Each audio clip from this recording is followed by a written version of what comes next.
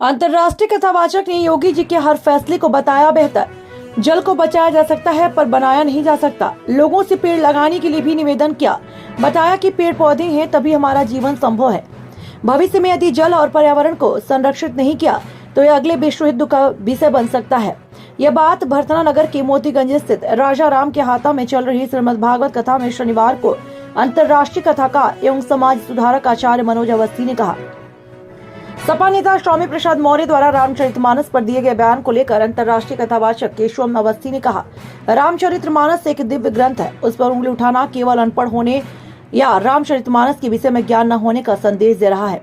जो लोग यह कह रहे हैं कि रामचरितमानस में जातिवाद है, यह पूर्णतः झूठ है और कथित रूप से सस्ती लोकप्रियता पाने का माध्यम है। रामचरितमानस में धर्मवाद, मानववाद, मर्यादावाद है। रामचरितमानस में सनातनी संस्कृति का प्रचार है। कथाकार एवं समाज सुधारक आचार्य मनोज अवस्थी ने कहा, रामचरितमानस पर जो लोग टिप्पणी कर रहे हैं, क्या इससे पहले उनको इस बात का ज्ञान नहीं था? अब क्यों इनके रामचरितमानस में जातिवाद अब उनको दिखाई दे रहा है? भरतना संवाददाता अतुल कुमार। महाराज, आजकल रामचरितमानस को लेकर के काफी तरह की चर्चाएं टीवी में और मीडिया में चल रही हैं। लेकर आपकी क्या राय है?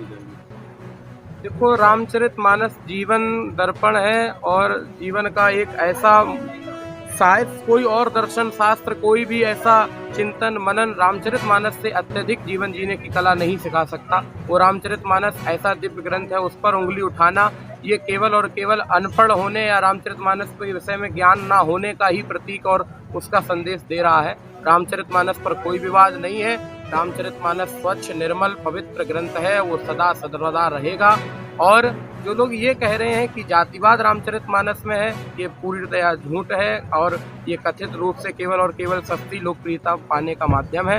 जातिवाद रामचरितमानस में नहीं है। रामचरितमानस में धर्मवाद है, मानववाद है, रामचरितमानस में मर्यादावाद है, रामचरितमानस में सनातन संस्कृतियों का प्रचार है, लेकिन जातिवाद नहीं है। इसलिए बिल्कुल निष्फिक्र रहें। रामचरितमानस जैसा पहले था वैसा ही आज है और अनंत काल तक वैसा ही रहेगा।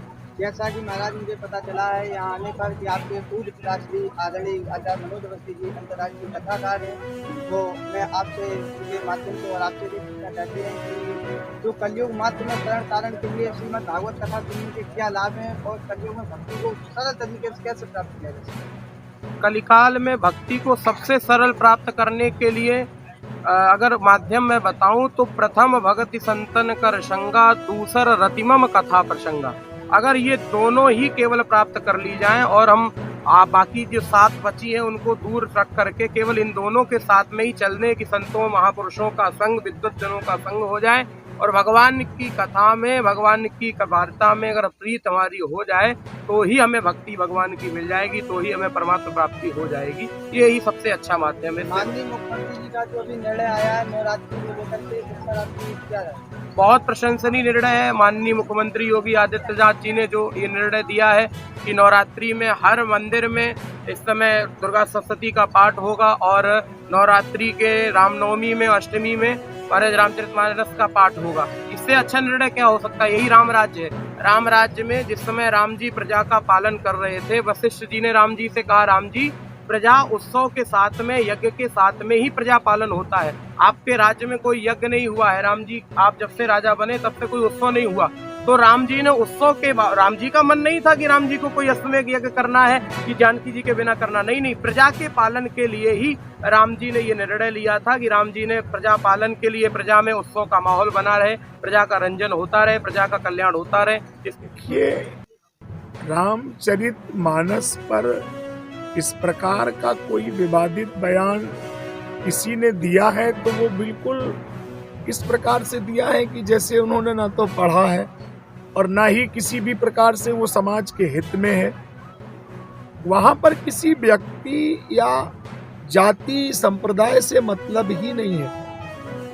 मैं एक बात कहना चाहता हूं कि अगर रामचरितमानस में या राम जी के विषय में समाज को लगता है कि जातिगत कोई उन्होंने गलत निर्णय लिया है तो सबसे ज्यादा अगर विरोध करना चाहिए तो हमें करना चाहिए। हमें इसलिए करना चाहिए कि हमारा रावण मरा। हम भी तो कह सकते हैं कि पंडित को क्यों मार दिया। हमने तो नहीं कहा कि ब्राह्मण को क्यों मारा। हमें तो कोई कष्ट नहीं हुआ कि ब्राह्मण को उन्होंने मारा। तो हम मारने के बाद ना तो हमने मुकदमा किया, ना हमने कभी खिलाफ में आवाज उठाई। और यहाँ तक कि दुशासन का अपराध ज्यादा था। दुशासन का तो पुतला नहीं फूका गया, रावण का हर वर्ष फूका जाता है और सबसे पहले हम ब्राह्मण लोग फूकते हैं, हमें तो कोई तकलीफ नहीं, इसलिए कि वहां व्यक्ति का विषय ही नहीं है, चाहे वो ब्राह्मण हो, कोई क्षत्रिय हो, कोई किसी भी जाति से हो, किसी वर्ण से हो, जो समाज में जिसने जो कुछ किया, जिस प्रकार से किया, उस पर गोस्वामी जी ने अपनी बात को रखा है और किसी को छोड़ा नहीं है।